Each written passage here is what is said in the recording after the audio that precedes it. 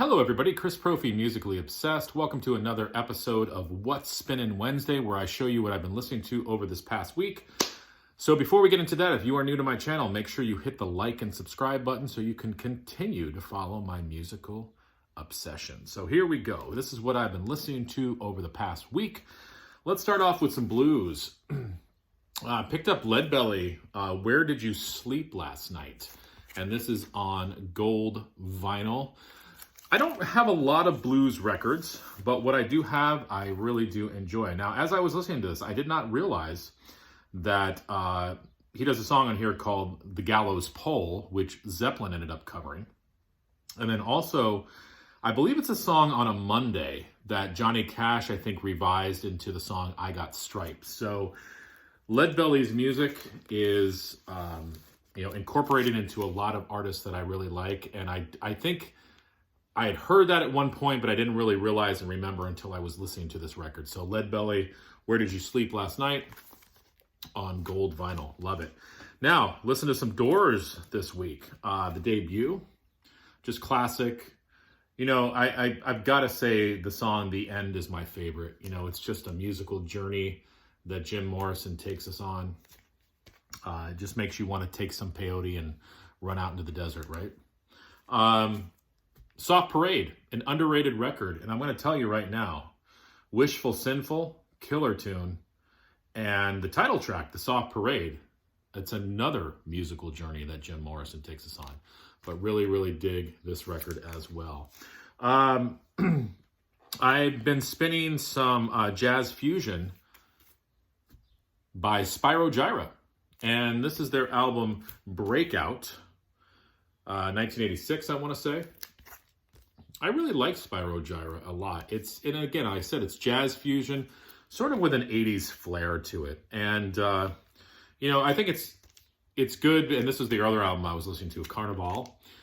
What I like about Spyro Gyra, it's good for people maybe who are not really fully into jazz or like jazz, aficionados. It's sort of, it's like light jazz almost.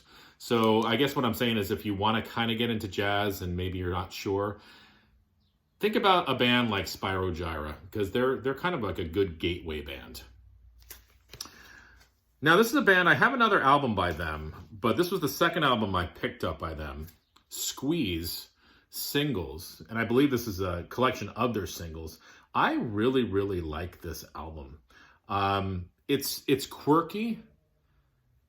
I like the humor on it. I like the melodies. Like I said, it's quirky. They've got a song called Cool for Cats that I had never heard before. It came out in 1979. Black Coffee in Bed, which I know JC from the Flit Side really likes that song. But the more I hear from this band, the more I really dig them. I'm going to have to get some more Squeeze. All right, next. John Mellencamp, The Lonesome Jubilee. I probably spun this album like 3 times all the way through this week. This is a killer record. I remember when this came out in 1987. I remember the singles from it, but I don't remember it causing too much of a hubbub, but it should have, because Paper and Fire, Check It Out, Cherry Bomb, the second side, We Are the People, Empty Hands, Hard Times for an Honest Man.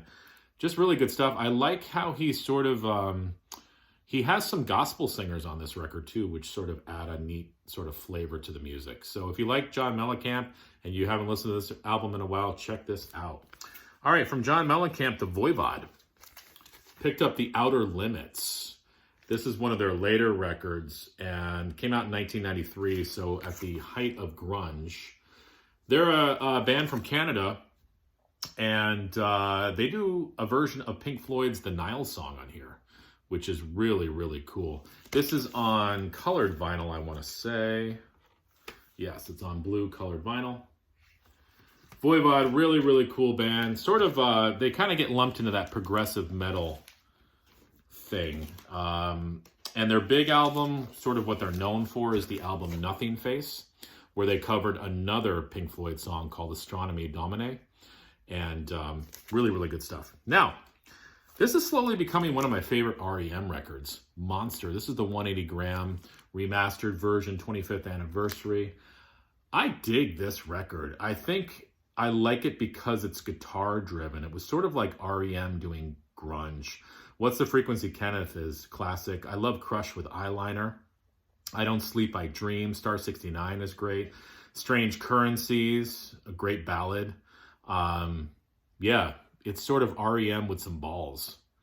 You know, they turned up the guitars, sort of channeled that whole grunge thing. Becoming one of my favorites by REM. Now, what would Led Zeppelin have sounded like after In Through the Outdoor? I'm kind of hoping like this. This is Robert Plant's Pictures at 11. This is a killer record.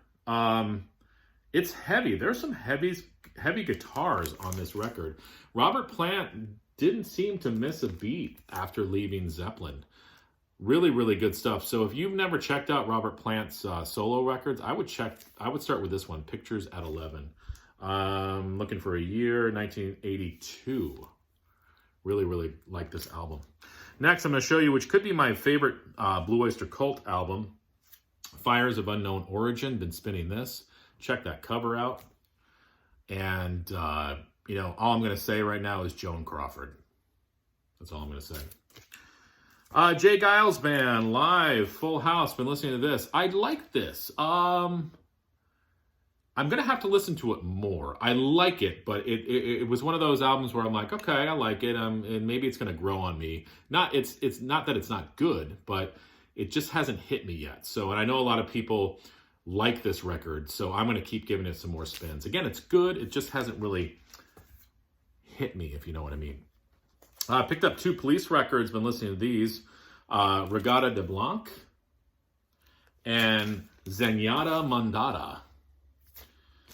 2 classic Police records. I had said in my last video where I introduced these records, I'm not a huge Police fan. I've always liked their hits, but these are the first 2 albums that I've really listened to all the way through.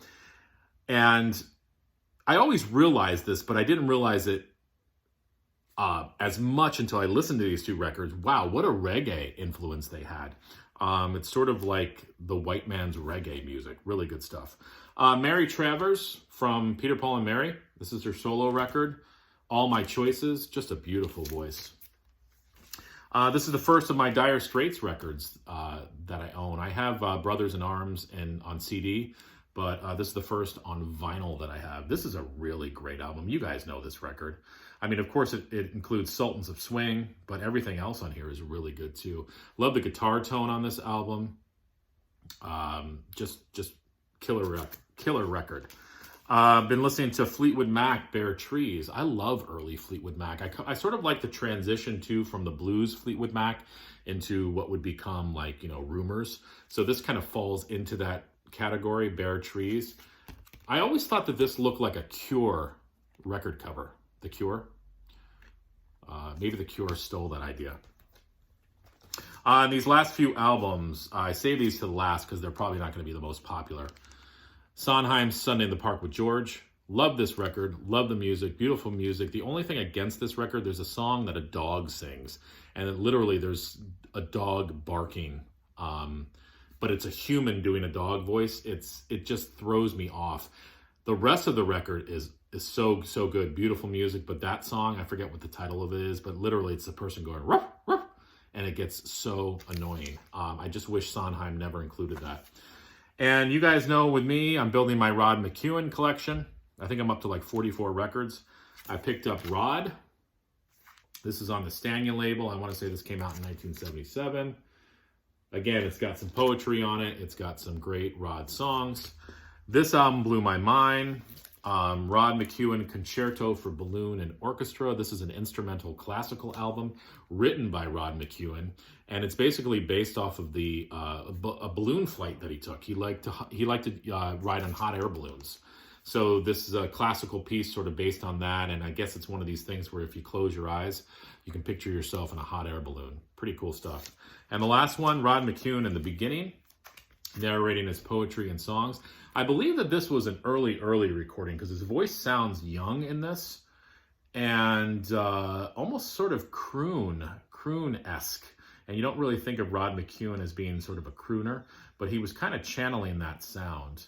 You know, great stuff. Lazy Afternoon, Colorado Trail, What I find amazing about Rod McKuen is I look at the credits of the songs on all of his albums, and most of the songs are written by him.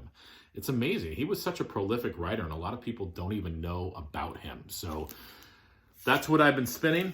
Let me know what you guys think, and enjoy the rest of your Wednesday. I guess I ran a little bit longer with this video.